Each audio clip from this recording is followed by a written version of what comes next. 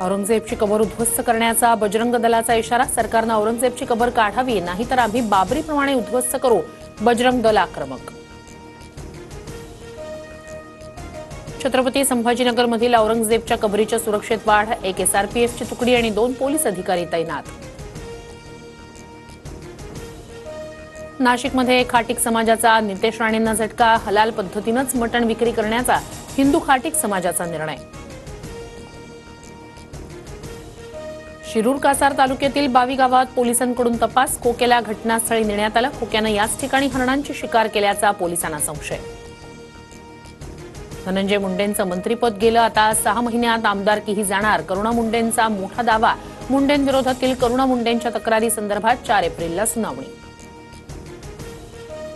शिवाजी विद्यापीठाच्या नामविस्ताराचा वाद तापण्याची चिन्ह. बाहेरच्यांनी येऊन आमच्या अस्मितेशी खेळू नये, अन्यथा ठोकून काढू. शिवप्रेमींचा इशारा.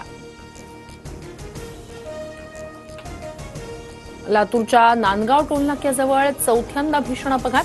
रस्ता ओलांडणाऱ्या दुचाकीला कारची जोरदार धडक. अपघातात पतीचा मृत्यू, महिला गंभीर जखमी.